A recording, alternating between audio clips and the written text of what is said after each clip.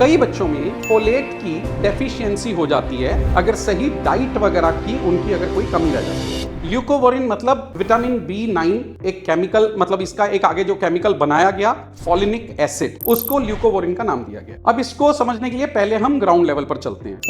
Folate एक ऐसा vitamin है जो हमारी बॉडी में नेचुरली हमारे खाने से हमें मिलता है, और ये एक ऐसा कंपोनेंट है जो कि हमारे ब्रेन की डेवलपमेंट के लिए बहुत इंपॉर्टेंट है। हमारे जितने भी न्यूरोट्रांसमीटर्स हैं, हमारी बोलने की क्षमता है, हमारे कनेक्शंस, वो जो न्यूरॉन्स हैं उनके ऊपर की माइलिन शीथ बनती है, मतलब बहुत, अगर मैं इसको टेक्निकल लैंग्वेज पे जाऊं तो आप इतना समझ लीजिए जस्ट कि ब्रेन की प्रॉपर ग्रोथ के लिए, उसकी प्रॉपर फंक्शनिंग के लिए इसका बहुत ज्यादा रोल है। कई बच्चों में फोलेट की डेफिशिएंसी हो जाती है अगर सही डाइट वगैरह की उनकी अगर कोई कमी रह जाती है तो आपने देखा होगा कि हमारे बच्चों को फॉलिक एसिड करके एक वो सप्लीमेंट दे दिया जाता है, तो वो फोलेट का ही एक सिंथेटिक वर्जन है। तो फोलेट नेचुरल हो गया और फॉलिक एसिड सिंथेटिक हो गया, जो हमने लेबोरेटरी में बनाया या केमिकल से बनाया, सप्लीमेंट हो गया। अब फोलेट की जगह हमने फॉलिक एसिड तो दे दिया, लेकिन कई बच्चों में एक कंडीशन होती है कि ये जो फोलेट या फॉलिक एसिड जो ब्लड में से निकलकर ब्रेन में जाता है जिससे कि ब्रेन डेवलप होता है, वो वाला सिस्टम एट फॉल्ट होता है। एट फॉल्ट मतलब वहां ब्रेन में कुछ एक यहां पर रिसेप्टर्स हैं जो इसको पकड़ के ब्लड में से ब्रेन में भेजते हैं। कई बच्चों में वो रिसेप्टर खराब हो जाता है। तो रिसेप्टर को आप कॉमन भाषा में समझे तो एक गेट, कि उस गेट में से